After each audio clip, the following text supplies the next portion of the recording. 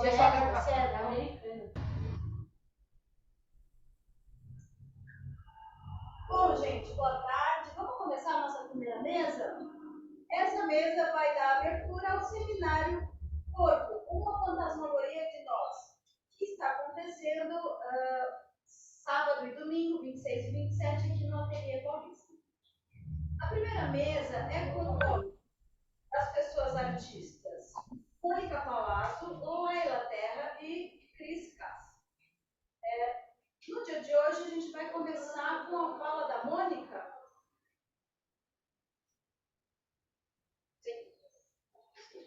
Muito bem. Mônica, a palavra é sua. Oi, gente. Boa tarde. Vocês estão me ouvindo agora? Tá rolando? Massa. Bom, eu tô morrendo de saudade de estar com vocês. Eu tô aqui em Curitiba. Ontem foi o último dia de filmagem de um longa. Foram só 21 diárias. Depois tem uma coisa em São Paulo. Mas eu começo falando isso porque eu estava sendo atravessada por inúmeras demandas do trabalho em direção de arte num longa-metragem. Tem uma camada mais autoral, tem uma camada de mais... Deveria ter uma camada de mais tempo para se criar, mas, como todo projeto audiovisual, são muitas vontades, muita gente junto, pouco tempo para entender os processos ali de como construir essa narrativa, mas eu estou muito empolgada porque eu acho que vai ser um filme bem diferente, assim, das coisas que eu já fiz pensando na cinematografia brasileira. Mas eu digo isso porque eu venho, então, de 4 semanas de bastante cansaço físico e mental, e tem a ver com a reflexão que eu gostaria de compartilhar aqui com vocês hoje. O que eu pensei aqui para o seminário, eu tinha pensado num primeiro momento, assim, fiquei muito empolgada quando o tema desse ano, né, desse encontro tão potente, que são esses seminários e as exposições anuais do Ateliê Paulista, eu fiquei muito empolgada quando o assunto decidido, né, proposto foi o corpo. E fiquei pensando como eu poderia contribuir, sendo que eu nunca parei para pensar exatamente sobre isso, expor um ponto de vista, uma curadoria do mundo, né? Assim, de pegar coisas que estão me afetando e que vêm também, de alguma forma, ao encontro do que foi discutido nas aulas, que inspiraram aqui, né, o nosso encontro. E aí eu tentei esboçar uma contribuição em relação a isso. Eu, num primeiro momento, tinha colocado como 10 práticas corpóreas para uma vida não cafetinada, muito influenciada pela leitura do livro da Sueli Ronick, alguns anos atrás, que chama Esferas da Insurreição, onde ela dá 10 dicas para descolonizar o inconsciente. E aí eu quis pegar um pouquinho dessa brincadeira, nesse jogo de 10 etapas, porque eu acho que quando a gente sistematiza um pouco, né, ainda mais quando é um assunto que a gente não conhece bem, quando a gente sistematiza em pontos, isso facilita, e tem a ver um pouco com uma prática física, né, que eu vou trazer um pouco essa relação literal da prática física, e que é algo, para mim, que sempre existiu, só que veio em outro nível, muito por meio do yoga. E aí, eu fazendo uma reflexão, me preparando aqui para essa apresentação, eu me liguei que o meu início da prática da yoga e a entrada no doutorado foi na mesma época. Foi na passagem 2017, 2018. E essa ficha não tinha caído até agora cedo, a hora que eu estava organizando as minhas anotações. Então, a minha troca aqui, a minha exposição tem muito a ver com a prática do yoga. Eu não sou formada em yoga, eu sou apenas praticante. Mudou bastante minha relação com o meu entorno, essa prática, e eu acho que pode ajudar aqui a criar essa reflexão, que tem muito a ver também com o curso que eu fiz com o Danilo Patsdorf, que é um pesquisador sediado em São Paulo, defendeu o doutorado há pouco, nas artes visuais também, né? Nosso colega, de certa forma, não do mesmo grupo de estudo, mas de instituição. E desde o mestrado dele eu venho acompanhando a pesquisa dele. Ele tem uma pesquisa muito legal que parte do yoga, parte de muitas fontes, na verdade, mas ele tem o yoga como uma prática literal, né? De trazer essa reflexão e usando também a prática do yoga para fazer essa reflexão. E ele sempre traz questões somatopolíticas, históricas, de gênero, do capitalismo, do neoliberalismo, mas sempre atrelando a prática do yoga. Então, eu queria fazer uma reflexão um pouco sobre o corpo sentado, que é algo que eu também comecei a adquirir muita consciência em função da prática do yoga, né? E esse corpo sentado, essa ergonomia que tem a ver com o aumento de produtividade, do corpo proletário, do corpo para operar a máquina, e ao mesmo tempo nós aqui sentados, tudo bem que é um pouco incoerente, porque eu estou falando sobre isso, criticando isso, sentada aqui na frente de uma tela, na minha central de controle aqui, mas de alguma forma meu corpo atingindo aí vocês e vice-versa. E o corpo sentado, por exemplo, vou partir dessa imagem e depois propor 10 práticas contemporâneas, que eu acho que não sei, alguém mudou o nome da minha apresentação para 10 práticas contemporâneas para uma vida não cafetinada, que eu acho que vem mais ao encontro mesmo do que 10 práticas corpóreas. Então, essa contraposição do corpo sentado do corpo de cócoras. Quando a gente começa a praticar yoga, é muito estimulado a essa posição cócoras, que é uma posição que a gente perdeu. Estou generalizando, né?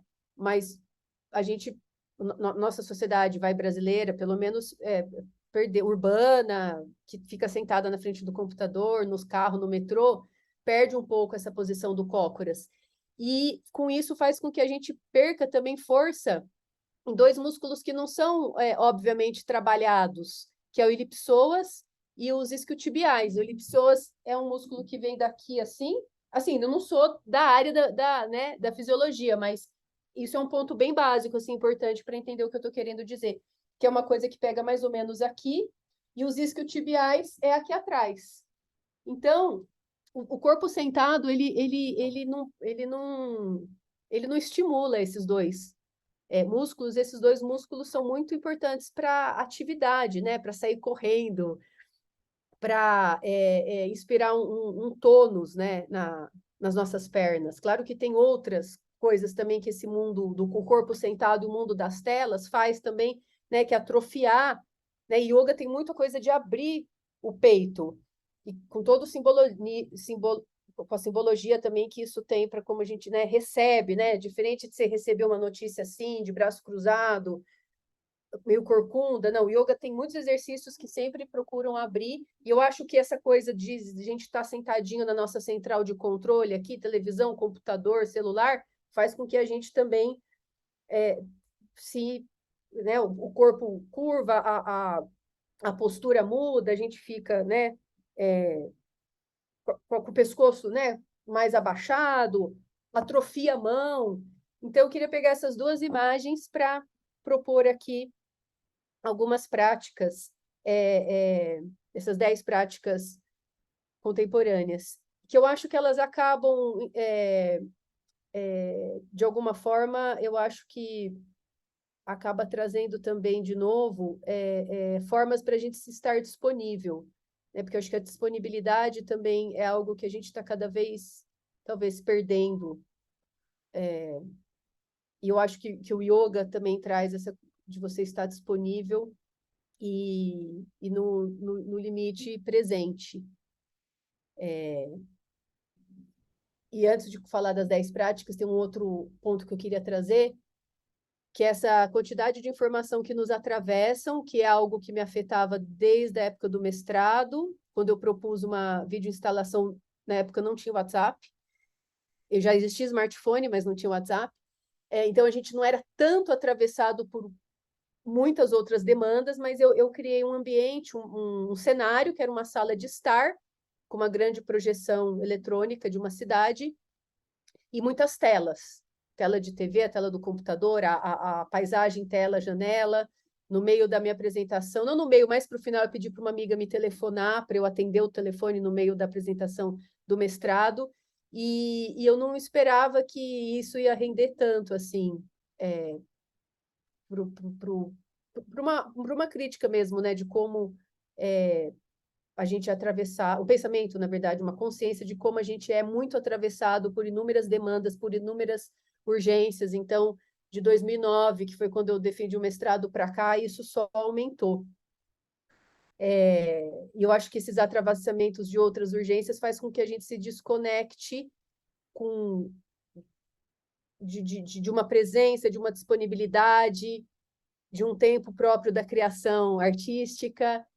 E eu acho que isso também é uma coisa que esse atrofiamento do corpo também faz com que a gente fique cada vez menos disponível, cada vez mais sentado, cada vez mais carente, mais esgotado, mais distraído, mais sedentário. Então, eu vou propor 10 práticas contemporâneas para uma vida não cafetinada, e eu acho que é uma coisa que vai render. Acho que depois que eu terminar o doutorado, é algo que eu quero continuar lidando mais, assim, com cursos de anatomia, curso de prática de yoga mesmo, de formação, e sempre, de alguma forma, aliar isso à pesquisa em arte. Então, as 10 práticas contemporâneas para uma vida cafetinada, eu acho que elas têm a ver com exercícios de mobilidade. É claro, não sou professora aqui, mas eu acho que exercícios que de alguma forma, estimulam, né, as articulações, desde alongamentos do dedo, que pelo menos eu acho que caligrafia caligrafia é um segundo exercício. Então, a mobilidade faz com que a gente, de uma forma que não como fala, perigosa, que também não dá para sair correndo fazendo atividade física. Tem que ser devagar, né? Essa construção dessa consciência corporal, o reencontro, né, com o peito aberto, com músculos como elipsoas e os isquiotibiais, que são músculos aqui que tem a ver com o quadril, com as pernas. Tudo isso tem que ser um crescendo, mas a palavra mobilidade, exercícios de mobilidade, a mobilidade das articulações, mobilidade dos dedos, mobilidade do pescoço, incentivo ao que ainda entra nesse assunto mobilidade ao mover, exercícios que estimulam as fáscias, né, que é aquela membrana que recobre todos os músculos e órgãos também. Então, tem exercícios específicos que fazem, né, geralmente torções, que fazem com que a gente estimula o sistema miofacial. Isso traz uma consciência corporal absurda, muito mais. Eu sou super adepta da minha atividade física da academia, mas eu acho que traz consciências corporais para manutenção mesmo da nossa saúde física, para continuar ali fazendo arte no mundo onde nossa subjetividade a todo instante é raptada, né? Então, a mobilidade, exercícios de caligrafia, é algo que eu comecei a fazer mais. Muitos colegas aqui podem ter já o costume de escrever, mas uma proposta mais à frente é pegar umas frases que interessantes, né, que de alguma forma perpassam toda essa pesquisa, e propor exercícios de caligrafia, até num livrinho de caligrafia mesmo, e a gente retomar esse contato com a nossa extremidade, né? Até mesmo quando eu estou estudando, acho que um jeito da gente cuidar desse cérebro fragmentado, que acaba sendo um pouco consequência das redes sociais, dos atravessamentos de WhatsApp, das demandas todas, da produtividade. Eu acho que o escrever, né, pegar um tempo aliado à leitura, essa nova conexão, né, cérebro-mão, é super importante para, não sei, para resgatar. Talvez seja um pouco geracional também, né, mas para resgatar algo que era mais natural, né, na nossa relação física. O corpo de cócoras em contraposição ao corpo sentado, e a caligrafia em contraposição só à digitação.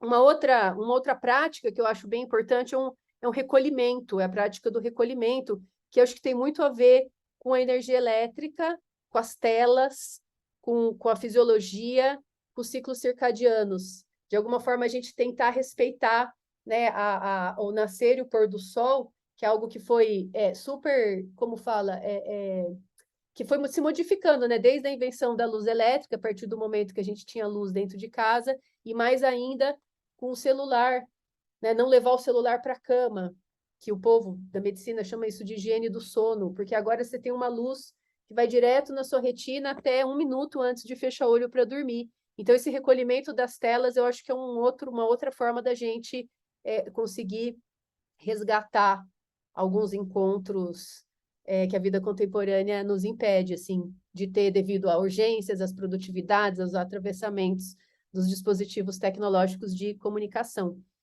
Uma outra prática, eu acho que é a ativação do tônus muscular. E aí, claro, eu não sou da educação física e eu acho que acho não, né? Existem inúmeras atividades, né? Natação, caminhada, hidroginástica, andar de bicicleta, academia mais tradicional, pilates, sei lá, jogar tênis. Aí eu acho que é uma ativação um pouco mais violenta, no bom sentido, do tônus muscular e que isso faz com que a gente se abra, né? Tem o corpo disponível, o peito aberto, se abra, uma força física para, desde uma atividade simples, como pegar uma caixa, pegar um metrô, correr atrás de um ônibus, erguer uma faixa em protesto, colar um cartaz na parede, subir na escada para montar uma exposição, que eu acho que a ativação do tônus é uma outra prática muito interessante, assim, para a gente ter como uma construção de um ritual individual, né? Então, a mobilidade, a caligrafia, o recolhimento, né, das telas, a ativação do tônus. Uma outra prática é a meditação, que aí também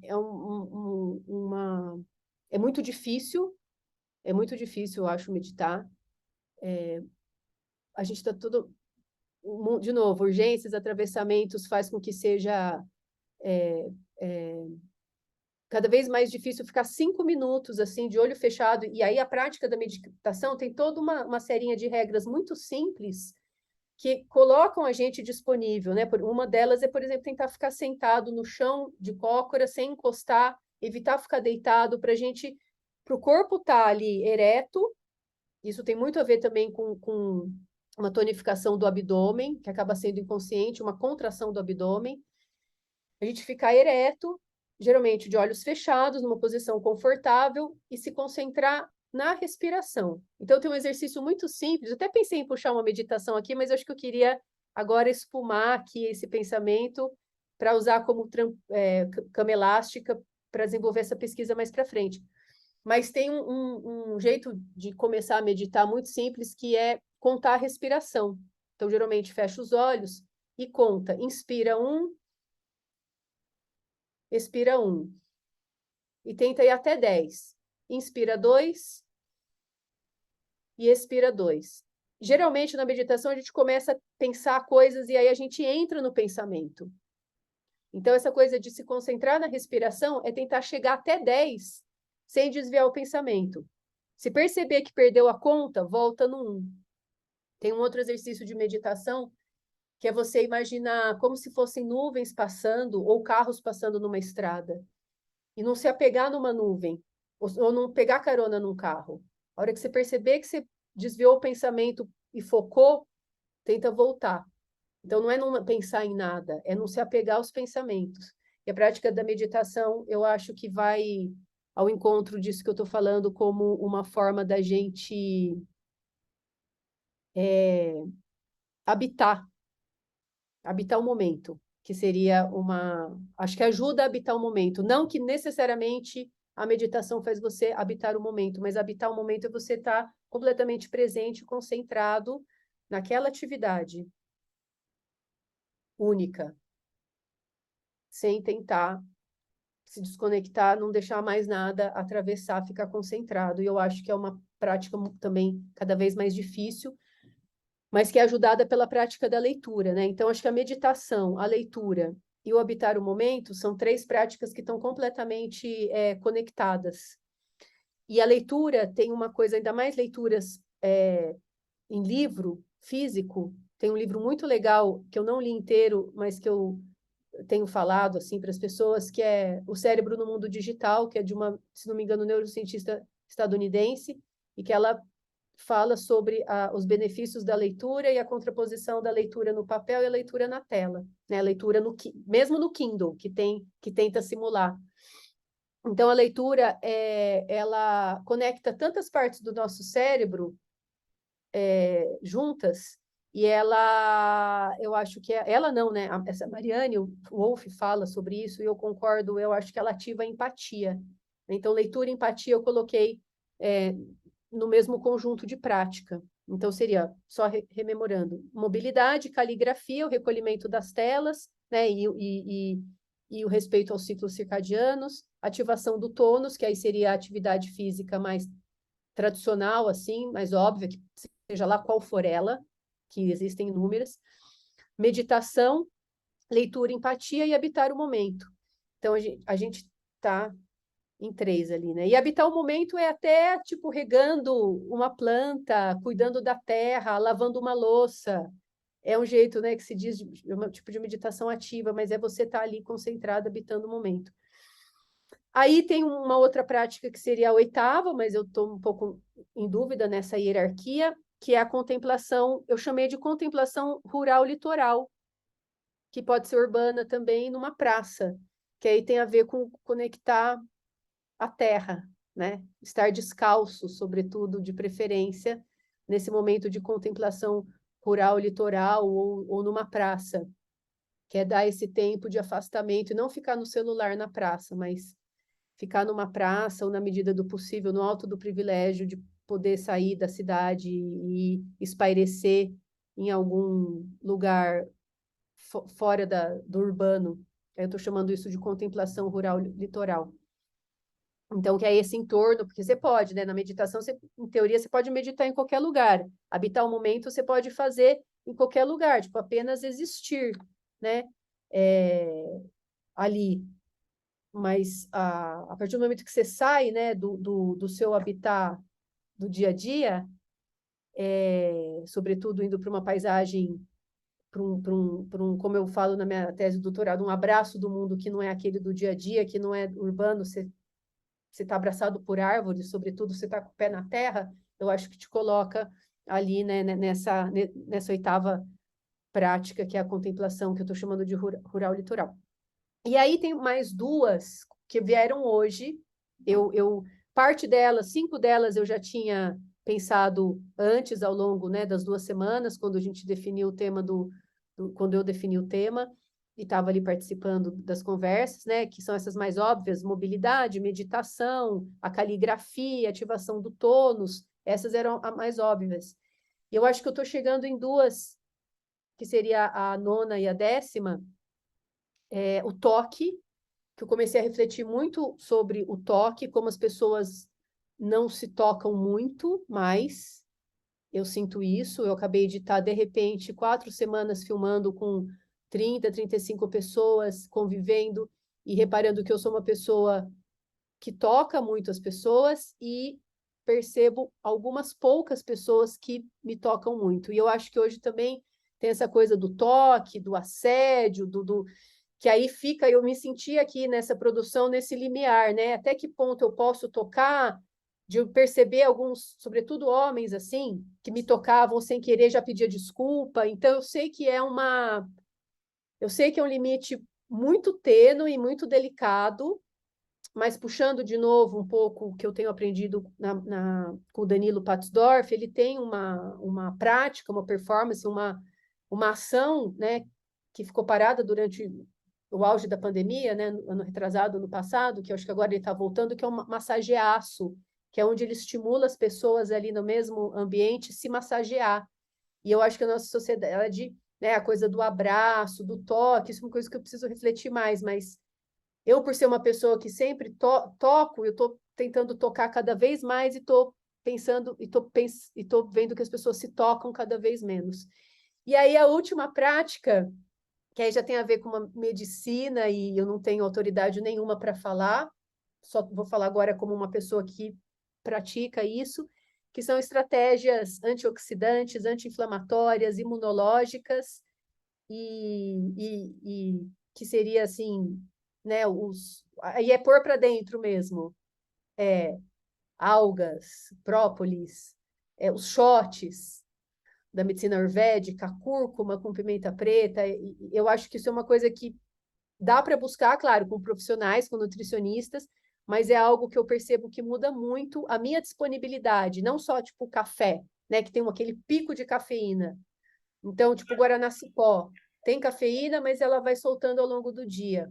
Então, é uma dica desse tipo de conhecimento em que você põe substâncias para dentro de si, substâncias naturais, e que potencializam ali o sistema imunológico, o sistema nos ajuda a desinflamar, porque o estresse inflama, a nossa alimentação de muitos processados inflama, açúcar inflama, e tem açúcar em quase tudo, né? Glutamato monossódico, conservantes.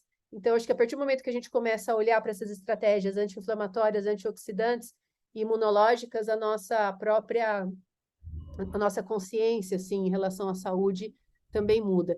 E aí, uma coisa que eu anotei aqui, porque tinha a ver com o papo logo antes de começar, é a gente aprender sobre e tentar conhecer o sistema endocannabinoide, que realmente é o sistema que a medicina ocidental tem falado mais há uns, sei lá, uns 40 anos e cada vez mais, né, de um tempo para cá, com o crescimento da cannabis medicinal, e o sistema endocannabinoide é um sistema que eu acho que está ganhando mais força de poucos anos para cá e vale a pena ir atrás assim desse conhecimento, de entender se isso pode te ajudar. Não é para todo mundo, mas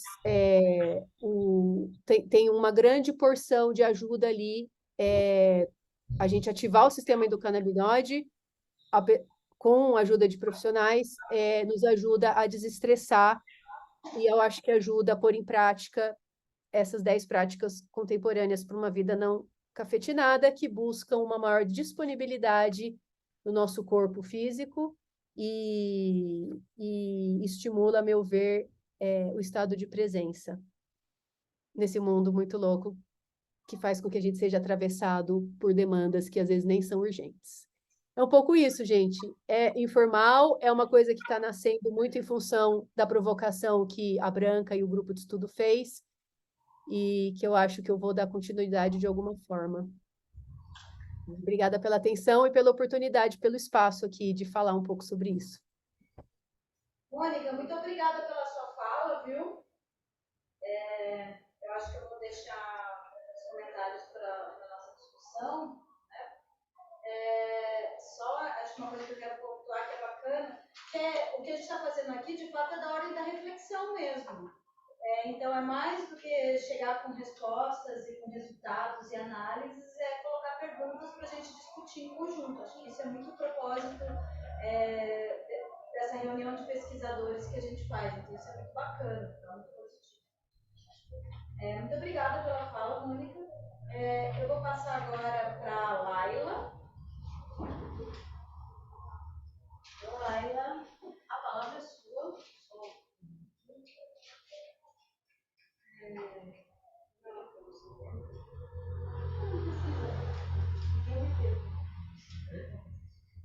Não, me teve que separar. Ah, não, mas eu não consigo. Se eu fizer os sinais para você, você passa. Ah, já tá aí? Mas você volta lá para o começo? Tá. Pronto. Spoiler. Levanta a mão que eu vou passar. Bom, boa tarde para todo mundo, somente para o grupo. Boa tarde para vocês. Obrigada por vocês verem. Nosso único público tem que interagir. O meu seminário ele chama de Vidro. E eu resolvi retomar uma pesquisa que eu fiz no começo do mestrado, que é sobre a casa Edith Farnsworth, que foi construída pelo Luiz Vanderhoek, lá na década de 50, que é um grande símbolo da arquitetura modernista, principalmente modernismo europeu e americano.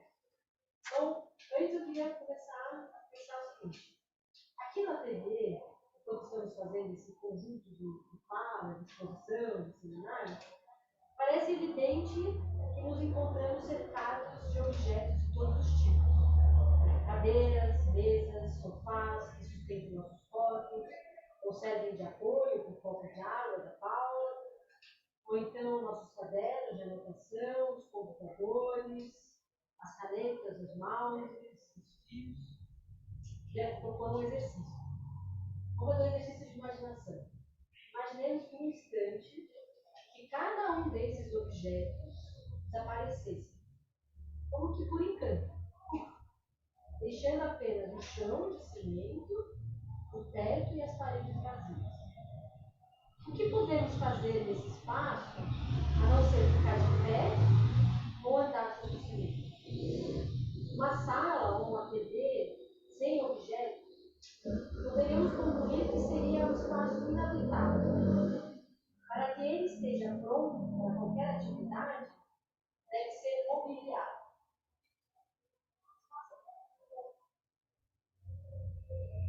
Vamos agora sair do ateliê e pensar um ambiente aberto com total ausência de qualquer objeto. Um deserto perfeitamente plano, um céu completamente limpo, sem nenhuma nuvem. Uma terra sólida por baixo. Que qualquer lugar, que lugar isolado seria.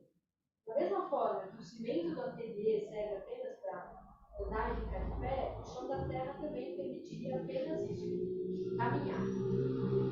Falta a mobília da terra.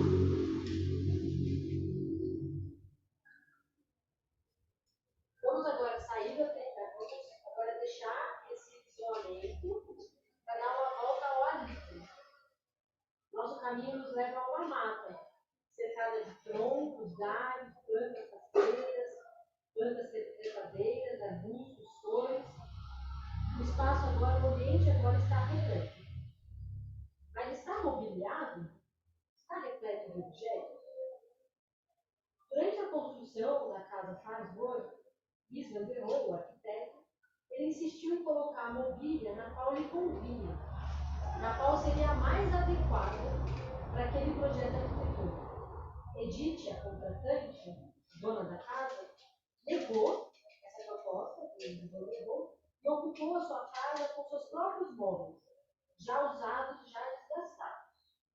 Mies tinha uma ideia. Edith queria uma casa.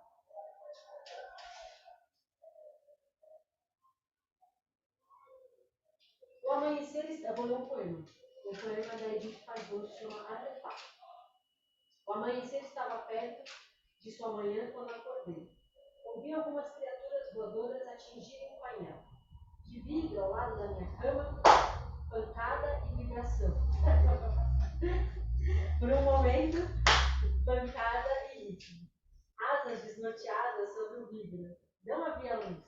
Não era dia nem noite. Não podia ver a coisa de bom feliz. Mas eu podia ouvir a asa vibrando, quebrando, batendo nesse momento em cima do meu painel.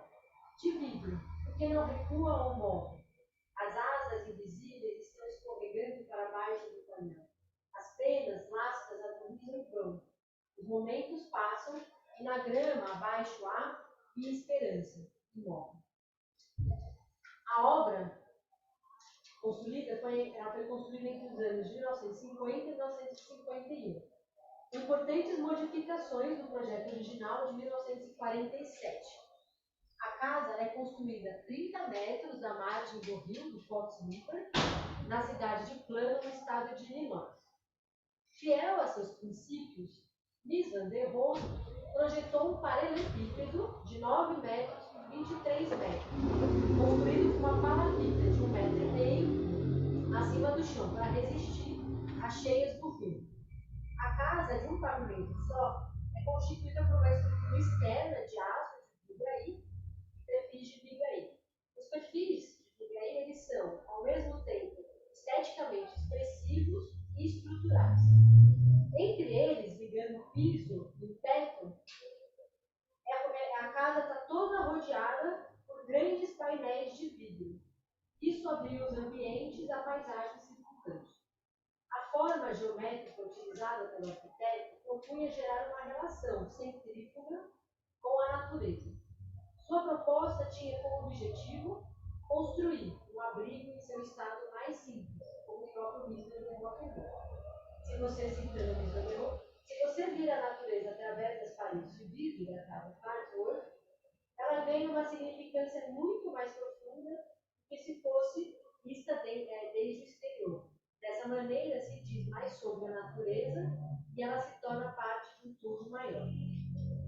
As únicas paredes da casa é um pequeno módulo no meio central que contém as partes estruturais do banheiro, a lareira e as partes hidráulica, elétrica, energia e esgoto. No site oficial da casa, quando a gente entra no site, a gente vê o seguinte texto de abertura. A casa é talvez a expressão mais completa dos ideais modernistas que haviam começado na Europa, mas que foram consumados em plano universal. Como o historiador Maritz Vonnegut escreveu em sua monografia Farnsworth House, todo elemento físico foi destilado até a sua essência irredutível. O interior é sem precedentes transparente para o local ao redor, organizado de maneira organizada. Toda a parafernália das salas de estar tradicionais, salas, paredes, portas, acabamentos internos, móveis soltos, quadros na parede e até objetos pessoais, foi abolida em uma visão puritana da existência simplificada e transcendental. Bis finalmente alcançou a meta para a qual ele vinha trabalhando há 3 décadas. Daí decorrem, então, algumas questões. Devem as casas, obras artísticas serem habitadas e, por consequência, serem transformadas por aqueles que nelas residem? Ou, ao contrário, devem permanecer como maquetes em escalas 1 para 1 e serem experimentadas apenas como obras poéticas instalativas? Cumpririam seu desígnio de lar e residência sem serem vivenciados? Ou, de outra forma, seriam experiências vividas no encontro entre corpos habitantes e o corpo próprio dessas casas que a tornariam verdadeiras obras poéticas? Se entendermos que a casa Farnsworth é constituída de aço, vidro e cimento, quanto dos mitos que impulsionaram a existência podemos dizer que ela é a primeira caixa de vidro doméstico? Da história, contudo, se possa significar em termos de modelos racionalistas de existência. Seus materiais e projeto carregam toda uma carga semiótica que tem origem nas ideologias programáticas que fundaram a modernidade. Bem, meio duro. A Edith Farnsworth, a moradora, a contratante, ela viveu na casa de 51 a 71. E ela manteve um compromisso ao longo da vida dela em produzir arte. Isso ocorreu de forma intensiva enquanto ela foi moradora. Durante esse período, ela escreveu poemas, tirou fotografias, traduziu seu relacionamento com o espaço de vida.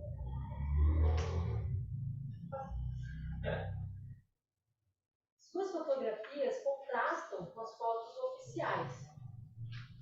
Na casa emergem plantas selvagens e uma floresta densa. A transparência se tornou opaca com a tela de alumínio que ela colocou na varanda para se proteger dos insetos do rio, porque o rio ficava muito perto.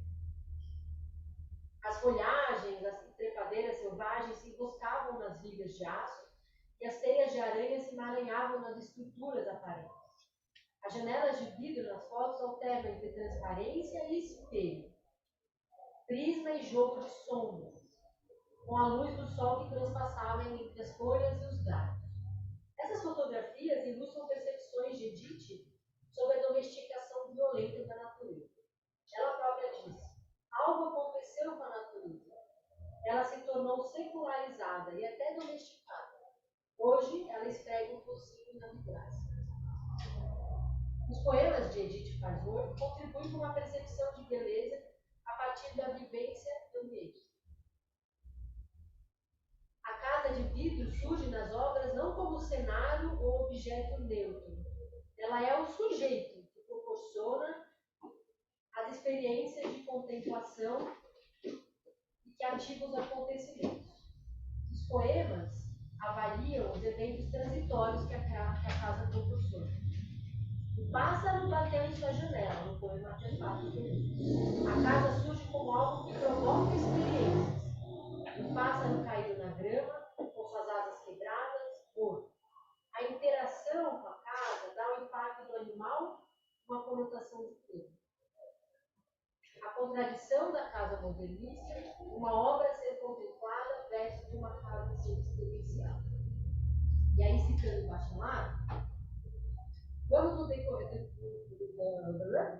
decorrer dessa rádio, a imaginação trabalha nesse sentido quando o ser encontrou o menor abrigo.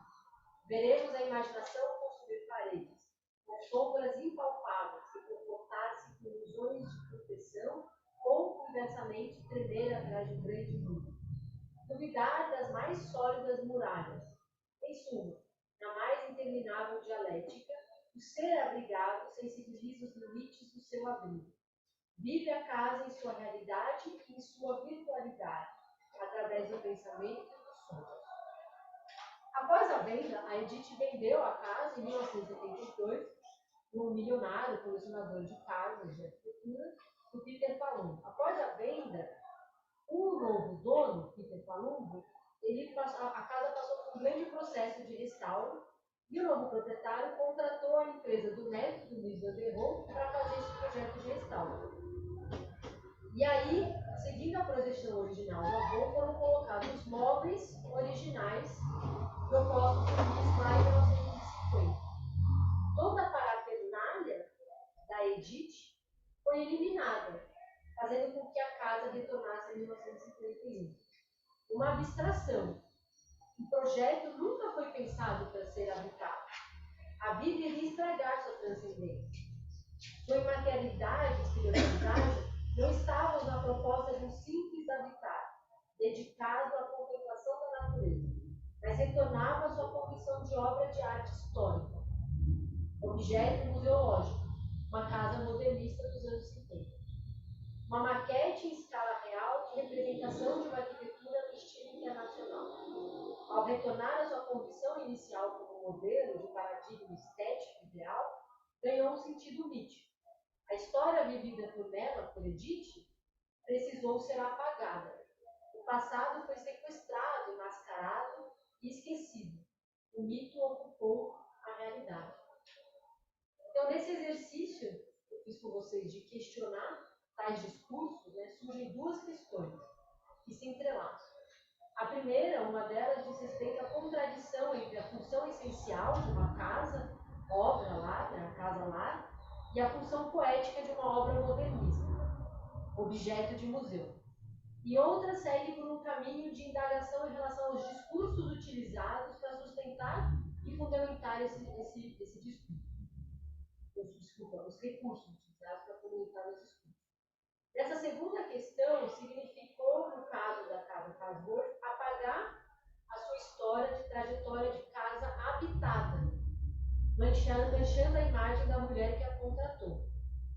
O conflito entre o projeto do arquiteto, que deveria ser preservado na sua concepção original e criativa, e a dona da casa, que a transformou em seu lar. Mesmo com todas as dificuldades antecipadas e vividas no projeto natural, a casa foi construída, o discurso foi metamorfoseado por uma questão de superioridade do homem criador e da mulher que corrompe o projeto original. Se a gente pensar assim, a sociedade moderna, como vimos com o professor Verrou, e com toda a narrativa construída por trás da casa, para prevalecer a narrativa de uma icônica arquitetura modernista, tem aversão ao caos. Mas por mais que ela tenha tentado, através da engenharia, construir um mundo material à altura das suas expectativas, ou seja, um mundo de objetos esféricos e bem ordenados, suas aspirações são constantemente frustradas pela recusa da vida em ser contínua. O pássaro bate no vidro e morre. Os insetos invadem a casa. As aranhas constroem suas teias. O mato insiste em subir nas vigas e o rio toma. O arquiteto português Álvaro Siza admitiu que nunca foi capaz de produzir uma casa real, ou seja, uma máquina complicada o bastante na qual todo dia algo estraga.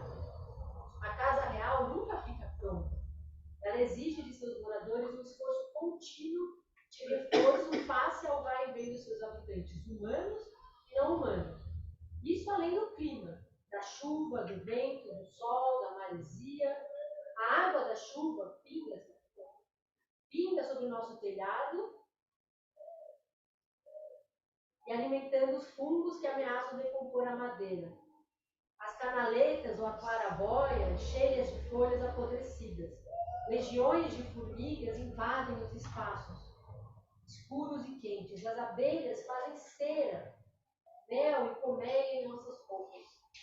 Há sempre cadáveres de insetos sobre o piso de madeira de manhã quando eu acordo e que exige um trabalho de manutenção, varrer de água. A casa é uma reunião de vidas, não muito diferente da nossa visão da mata cheia de coisas. E habitá-la é juntar-se à reunião. Nos termos de Heidegger, participar com a coisa na sua coisificação. As nossas experiências arquitetônicas mais fundamentais são verbais, não nominais. Elas não consistem em nossos encontros com os objetos, com a fachada, a porta, a janela, a lareira, o chuveiro, mas sim entre se aproximar e entrar, em de olhar de dentro para fora, em se aquecer no calor da lareira, em se banhar na água do chuveiro. Enquanto nós, moradores, experimentamos a casa não como objeto, e sim como coisa. Então, para finalizar, eu vou ler só um trechinho, um parágrafo de um texto que eu escrevi bem no começo do mestrado, que era exatamente esse dilema que eu estava vivendo, entre a ideia da construção da casa como ideal, que não tinha base, era a casa do e aí a vida na casa. A divisão do espaço do ateliê também foi pensada simetricamente. O retângulo é dividido em 3 partes, sendo as 2 laterais idênticas, e a do meio simetricamente dividida entre frente, meio e fundo. O ateliê circular. É perceptível sua circularidade. Nosso filho dá um novo significado ao espaço correndo de princípio pela casa. Não foi projetado. O que o passado era para ser e nunca foi. Um projeto onde os moradores eram seres fenomenológicos, sem roupas, corpos, fadiga, apenas trabalho. Esse era o projeto. Nós sonhamos com todas as possibilidades, desprezamos a realidade. O projeto, os seres habitantes da ateliê, casa, era um corpo. Se a teoria esperasse pela experiência prática, esperaria eternamente, vice-versa. Dessa mescla nasce uma terceira, ambas a um só tempo, molecular e propositiva. É isso. A joia, Laila, muito obrigada pelo compartilhamento, pelas imagens. Estudando essa história, achei muito legal. Bom, vamos então para a última fala dessa mesa, que é a fala do Cris. A fala é sua. A minha fala, na verdade, ela tem um tom mais ensaístico, no sentido que o James Terobinski escreveu no seu artigo de 1985. É possível definir um ensaio quando ele diz que Montaigne faz o ensaio do mundo com as suas mãos e seus sentidos, mas que, contudo, o mundo lhe resiste e que tal resistência lhe é inapelavelmente percebida pelo próprio corpo, elemento esse que é a pedra fundamental do nosso seminário. E no ato da apreensão do corpo no mundo sensível, existe essa resistência do mundo. E mais do que inseminar ideias e conceitos que estão ainda por se aceitar e diluir nas águas turvas da minha mente, e que ainda buscam outros corpos de água para se comporem, eu gostaria de oferecer a vocês pontos de reflexão e inflexão, mas ainda em botão, para que aqueles que se sentirem atraídos pelas flores e impotências que um dia irão desabrochar, possam também convidar novos polinizadores para popular com essas ideias, e então fazerem surgir sementes de organismos vegetais ainda desconhecidos, que florescerão cada qual ao seu tempo, mas com contribuições valiosas para a nossa existência. Em uma das aulas do curso da crise do Rogério, chamado A Intervenção de Corpos e seus Pontos de Vida, e também foi uma das referências para os nossos estudos nesse semestre, especificamente o 11º encontro, em que o convidado Alexis Milonopoulos traz diversas relações cosmológicas e cosmopolíticas entre corpos, existências e naturezas, temperados à la Artaud, Krenak, Viveiros e Totti.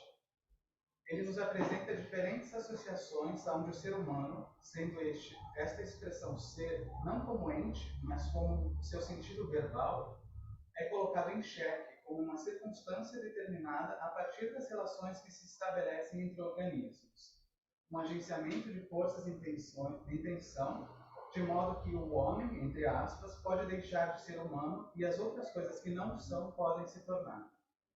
Essa ideia por si só já é incrível, pois tem em sua raiz o ser humano como mais um de tantos outros animais ou coisas, entre aspas, que coexistem nessa realidade plural de existências. Gostaria, entretanto, de propor uma desumanização dessas relações, não no sentido cruel, mas em uma tentativa de desviar ainda mais das penumbras do pensamento antropocêntrico. Portanto, convido-os a um exercício de semeadura de novas perspectivas. Não pensemos o humano sob a ótica dos seres moventes, mas repensemos ele sob o ponto de vista dos imóveis organismos vegetativos. Parece paradoxal e pouco espontâneo, inclusive porque nunca fomos ensinados sobre esses outros pontos de vista. Mas é justamente por isso que o resultado desse exercício reflexivo, mesmo quando apenas parciais, podem ser tão frutíferos, uma vez que não estamos diante de relações prontamente identificáveis, mas com aquelas extremamente distintas e que, portanto, temos ignorado, apesar de já ter sido pensada e discutida há muitos séculos paralelamente aos conhecimentos hegemônicos da ciência. Pensar vegetativamente contraria tudo aquilo que conhecemos sob a lógica animal, ser movente. Para uma planta, vegetar não é estar em uma condição de falta prolongada de reação por disfunção intensa dos hemisférios cerebrais, com preservação suficiente para conservar os reflexos autônomos e motores, tal como define a medicina humana. Com um corpo meramente instintivo que se sustenta sem grande ou nenhuma consciência de si. Vegetar, no sentido vegetal, é, na verdade, viver em sua máxima potência, exatamente o oposto.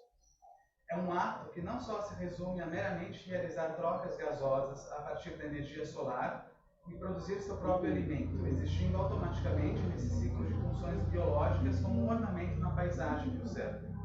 Vegetar é expressar todo o seu grau de potência, apesar das adversidades e das condições que são como obstáculos circundantes, e responder a elas não da forma mais simples e rápida, mas da melhor forma.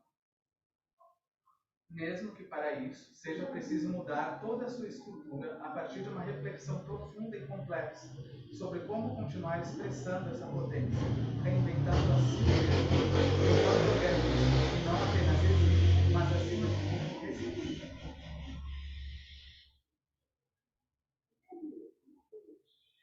A adaptação aqui não é um mero acaso da seleção natural, mas um ato de perseverança da existência, o conatus de Spinoza, que se transforma continuamente para estar à altura dos acontecimentos e a favor da manutenção da própria vida. Vegetar não significa um sucesso garantido para a solução dos problemas, mas para nós, Homo sapiens, pode ser uma forma de tentar enfrentá-los, uma vez que muito do que nos foi legado pela tradição humanista parece ter pouca fertilidade para germinar possibilidades de um futuro distinto para a nossa espécie.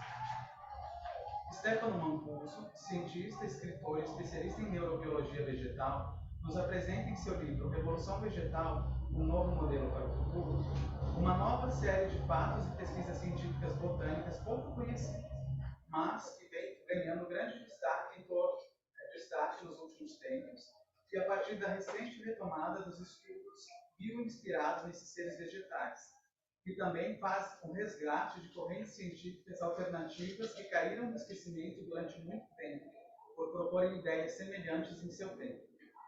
Dentre todas as diferenças da dicotomia animal-vegetal, uma das que mais me chama a atenção é a composição do corpo sem órgãos no qual se configuram as plantas. Essa característica se refere ao modo como elas distribuem suas funções vitais, que os animais centralizam em órgãos múltiplos ou duplos, únicos ou duplos. Esses seres possuem, como descreve Mancuso, uma arquitetura modular, cooperativa e distribuída, sem centros de comando, capaz de suportar perfeitamente predações catastróficas e destrutivas. De modo que, como vem sendo descoberto ao longo dos anos, esses seres são capazes de respirar, ver, calcular e sentir com todo o seu corpo. E nessa tentativa de corpar com os vegetais, Esbarramos também no império da informação e da opinião que domina o nosso dia a dia, e assemelha-se muito mais erroneamente àquilo que julgamos sobre a vegetatividade das plantas, e nos distancia sobre o que se constrói empiricamente, o conhecimento construído empiricamente. Em suas notas sobre a experiência e sobre a experiência de Jorge La Rosa, ele apresenta 4 análises sobre o sentido de experiência. Mas, para a nossa discussão, eu vou trazer apenas 2 delas, que são mais importantes. Uma é a relação semântica com a qual os diferentes idiomas definem a palavra. E, de um modo geral, diz-se que a experiência é aquilo que nos acontece, aquilo que se passa conosco. E, segundo, mas não menos importante, a definição do próprio sujeito da experiência, que o autor o compreende como um território de passagem, uma superfície sensível em que aquilo que acontece o afeta de algum modo. Um sujeito que não se define por sua atividade, mas pela sua passividade, receptividade, disponibilidade e abertura. Justamente essas que são características fundamentais e inerentes à lógica dos seres inanimados, no sentido de não moventes.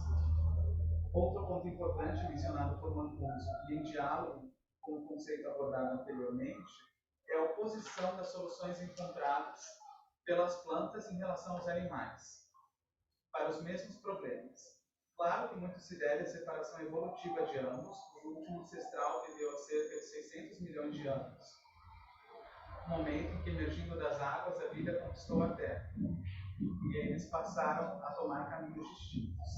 Enquanto os animais foram estruturados para fazer do movimento seu fruto uma resposta rápida e eficaz para a grande maioria dos obstáculos, comida, temperatura, reprodução, as plantas, fixas ao solo, que comparativamente seria uma desvantagem, têm, na verdade, uma sensibilidade excepcional, com a qual são capazes de desenvolver respostas muito mais ponderadas às mesmas questões. Não por uma simples questão de escolha, mas de sobrevivência. Soluções rápidas podem ser úteis em situações extremas, mas provavelmente não são as melhores, pois não há um enfrentamento, e sim uma fuga das dificuldades. Os organismos vegetais são evolutivamente adaptados para encontrar as respostas mais eficazes para os problemas. O tempo que isso leva é irrelevante para eles. Suas existências são baseadas em sobreviver apesar das condições adversas, transformando todo o seu corpo para repensar e criar uma resistência como uma resposta inovadora. As plantas respondem a um contexto em mutação com contínua adaptação. Isso serve para nos lembrar que a vida atual pouco nos permite desenvolver a habilidade sensível de aprender a partir das experiências, pois pouco há espaço, de fato, para elas na correria dos nossos dias. Segundo La Rosa, isso requer um gesto de interrupção, um olhar mais devagar, para que possamos cultivar a atenção e a delicadeza, e aprender com a lentidão. O sujeito da experiência tem algo fascinante à medida em que se expõe atravessando um espaço indeterminado e perigoso, e pondo-se nele à prova e buscando sua oportunidade, ocasião. Ele também traz em seu livro uma citação de Heidegger sobre ele retoma do livro sobre a essência da linguagem, onde ele afirma: fazer uma experiência com algo significa que algo nos acontece, nos alcança, que nos apodera, que se apodera de nós, que nos tomba e nos transforma. Quando falamos em fazer uma experiência, isso não significa precisamente que nós façamos acontecer. Fazer aqui significa sofrer, padecer, tomar o que parece nos alcançar respectivamente e aceitar à medida que nos submetemos a algo. Fazer uma experiência quer dizer, portanto, deixar-nos abordar em nós próprios pelo que nos interpela, entretanto, submetendo-nos a isso. Portanto, podemos ser assim transformados por tais experiências de um dia para o outro ou no transcurso do tempo. Podemos ser transformados. Todos os dias, dezenas de coisas se passam em nossas vidas, mas contraditoriamente, cada vez menos nada nos acontece. A velocidade dos acontecimentos reduz tudo isso a um imediatismo fugaz e uma busca incessante de outras excitações efêmeras, características do mundo contemporâneo. Impedem também a memória, porque tudo que nos passa acaba sem deixar qualquer vestígio desse contato. O consumo voraz de notícias, novidades e a compulsividade opinativa por tudo, a todo momento, torna esse frenesi constante de informações um inibidor da experiência, pela falta não apenas de tempo, mas também de silêncio. O acontecimento nos é dado na forma de choque, estímulo, sensação pura, na forma de vivência daquele instante, que é de uma ordem temporal totalmente adversa à do nosso dia a dia. Talvez o primeiro passo para tangenciar uma alteridade vegetal seja justamente o abandono do automatismo animal, das nossas fugas, excessos de trabalho, informação e opinião sobre tudo. Essa é uma habilidade que as plantas desenvolveram como experiência. Novamente, não por opção, mas como resistência. É irônico pensar que as subestimamos tanto, quando na verdade elas são uma força vital que não só sustentam quase toda a totalidade das outras formas de vida, pois produzem, além de seus próprios alimentos, os alimentos de todo o restante da teia alimentar que se segue a partir delas, dos animais que consomem essa energia solar fixada em matéria diretamente ou indiretamente. E mais do que isso, elas não apenas criam o banquete da vida, mas elas criam todo o ecossistema que permite a existência dessa pluralidade de organismos. São elas que construíram o solo, a atmosfera sobre a qual vivemos, através das suas interações fisiológicas. As plantas são as jardineiras do nosso mundo e o objeto de sua jardinagem não é exclusivamente o solo, a crosta terrestre, mas também o céu. A primeira e a mais originária forma de agricultura não é a que se faz na terra, mas a agricultura celeste que as plantas fazem em nossa atmosfera. Esse é um trecho do Emanuele Koch, do texto A Virada Vegetal. Estamos habituados a olhar para o outro, não procurando aprender com os diferentes, mas procurando identificá-lo com aquilo que nos parece semelhante, o que torna essa relação entre ambos extremamente restrita, inclusive porque torna os nossos vínculos intraespecíficos muito pobres e vazios, cheios de preconceito, intolerância e violência. Talvez seria exigir demais com esse exercício que enxerguemos as plantas com outros olhos, uma vez os nossos já estão tão cegos da diversidade delas, afinal é tudo mato. Quando nem mesmo a gente consegue fazer isso por outro ser humano. Mas eu acredito que esse salto, aparentemente maior do que a perna, é importante para quebrar os paradigmas e trazer outro olhar não apenas sobre as plantas, mas sobre nós mesmos. Este é o ponto fundamental da discussão. Não sou botânico, nem filósofo ou mesmo antropólogo, mas dentro das minhas potências enquanto artista, quero propor esse deslocamento poético da nossa humanidade para a alteridade vegetativa, na esperança de que com esses seres tão subestimados possamos criar experiências inimagináveis até então, para que sejamos capazes, uma vez unidos delas, de realizar transformações na lógica humanoides institucionalizadas que nos prendem na condição atual. Bom, Cris, muito obrigada pelo compartilhamento. Bom, gente. Vamos trazer a paniquinha de volta aqui. Ela tá aí já. Aqui não dá pra, eu não consigo ver. Mônica, você ainda está ouvindo a gente? Tá tudo certo? Eu tô sim. Viva, viva! Bom, gente, foi muito legal, nossa, o compartilhamento de vocês aqui, minha cabeça está fervilhando de coisas. Eu quero abrir para esse compartilhamento para a galera que está aqui. Eu queria propor algumas coisas antes, que acho que de fato essa temática do corpo, de alguma forma, está fervilhando nesse contexto atual que a gente vive, né? Não tem como a gente estar sozinho aqui, a gente não está enclausurado no ateliê, a gente está vivendo no Brasil 2022 pós-derrota do Bolsonaro, né? Então, acho que é inevitável até se emocionar. Eu não estou emocionada, gente, nesse modo de porque a gente está falando, acho que em diferentes pontos, a gente está falando de modos subversivos de viver. A gente está falando de linhas de fuga, justamente dessas vivências capetinadas, que a Mônica comentou. Eu sou muito fã desse livro das Felipe também. Então, acho que de alguma forma, vocês três estão propondo, estão questionando, estão buscando essas outras formas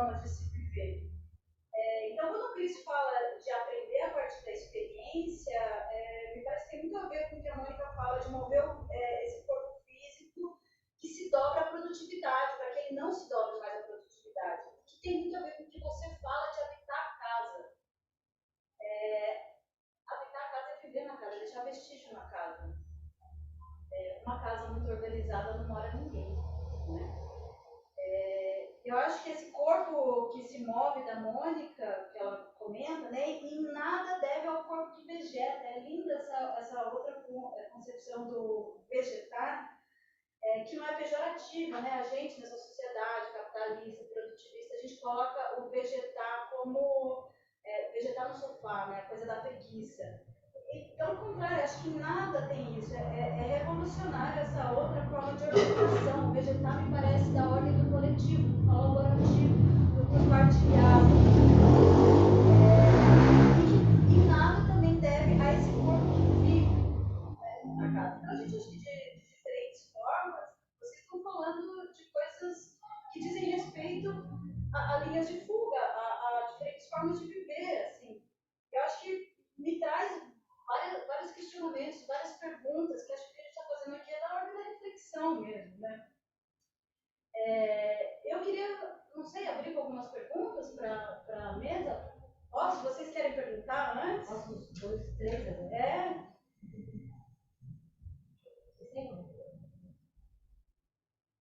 Na verdade, estava fazendo algumas reflexões, assim, enquanto vocês estavam falando, né, disso da casa, né, de se é uma casa toda estruturada, e aí eu fiquei pensando que ela só voltou a ser a casa do projeto inicial quando foi os objetos que o homem tinha idealizado, né.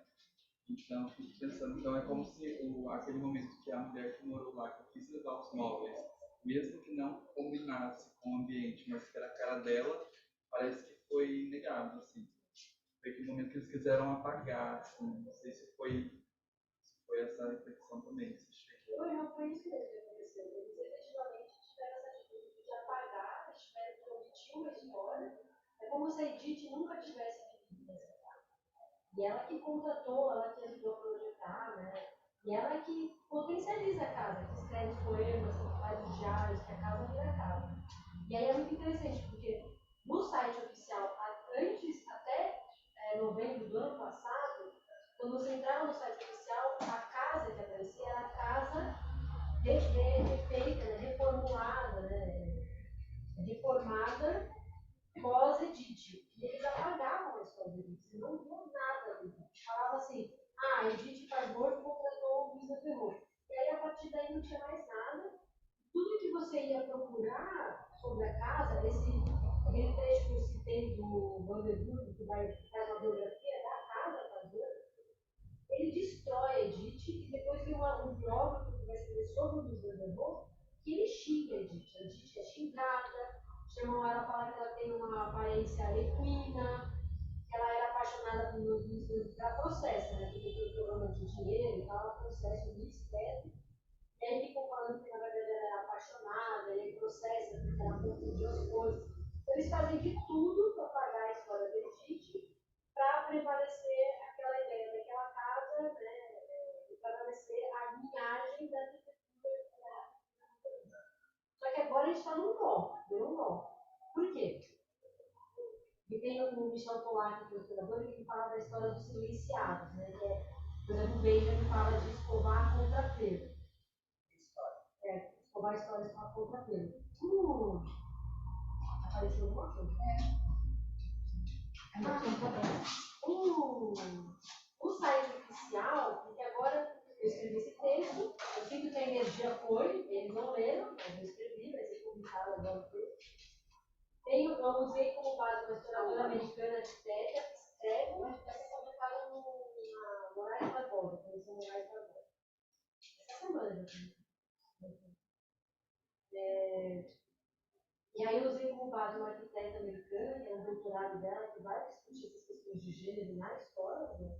A casa então começa a ter um punhado de artigos e dissertações ou teses falando sobre a casa, só que aí já é um outro ponto de vista. E aí agora, em novembro do ano passado, até ninguém trabalhando super feliz, eles mudaram o nome da casa. Até novembro do ano passado, a casa chamava Casa Farnsworth, obrigatório. Manter um nome e vários outros. Eles queriam apagar, né? E agora chama Casa Edith Farnsworth.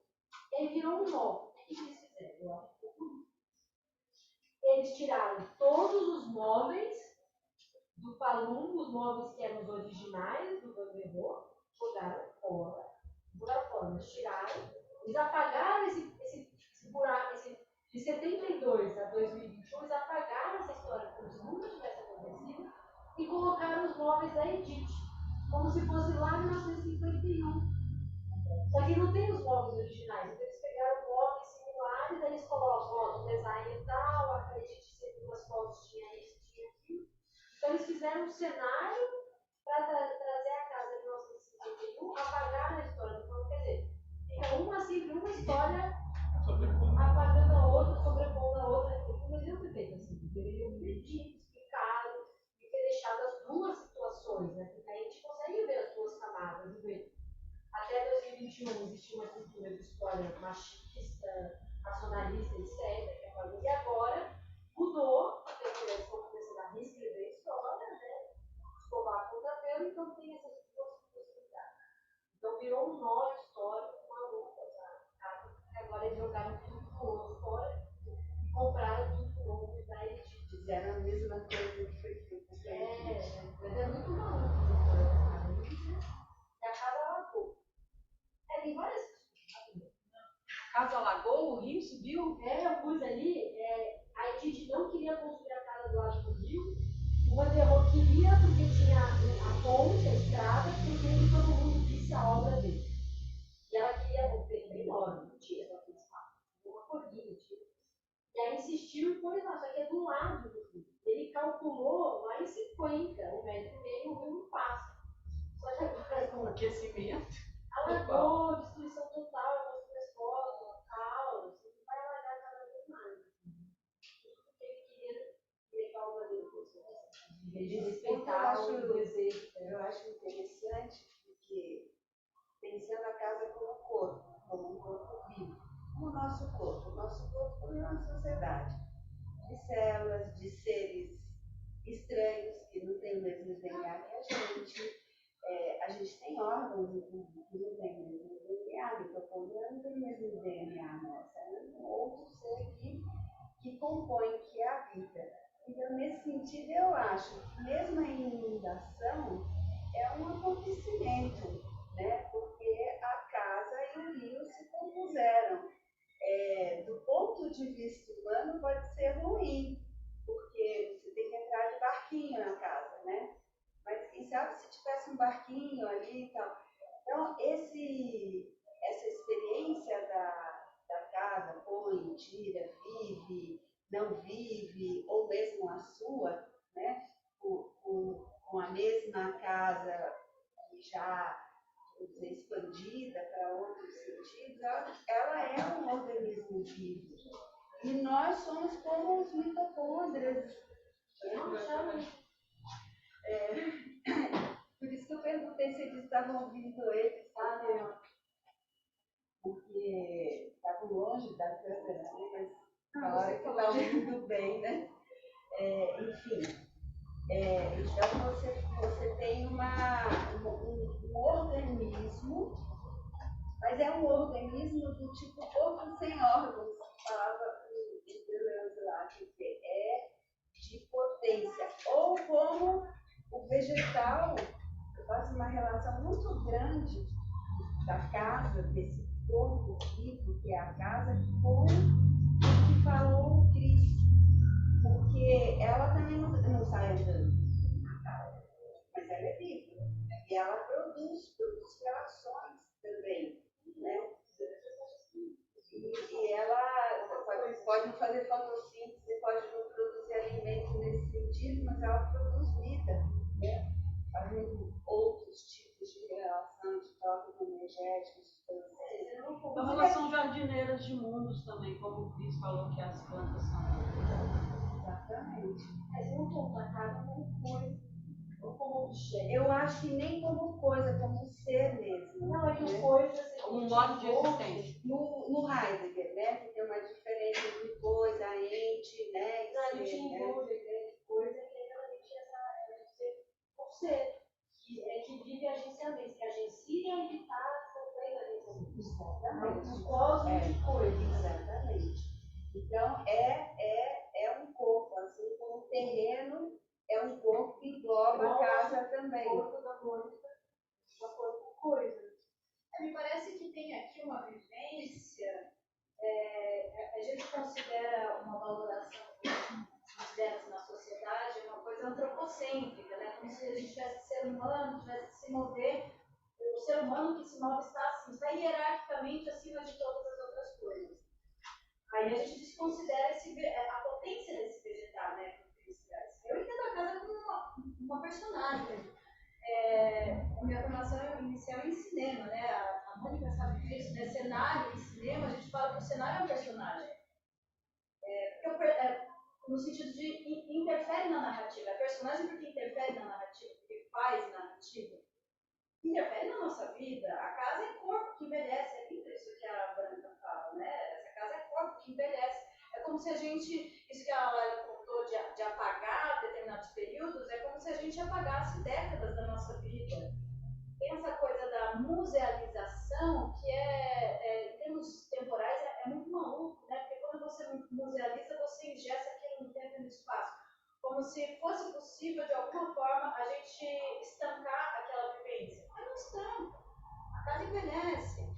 É a vontade de eterno. Do eterno. Que é a coisa quando a gente restaura, né? Essa ideia da restauração, ela tem um equívoco aqui, né? Porque quando a gente restaura, a gente diz que retorna ao original. Aí quando a Laila fala dos móveis original, o que é exatamente esse conceito de original que a gente fica querendo tentar voltar sempre? Não, vamos voltar ao original, né?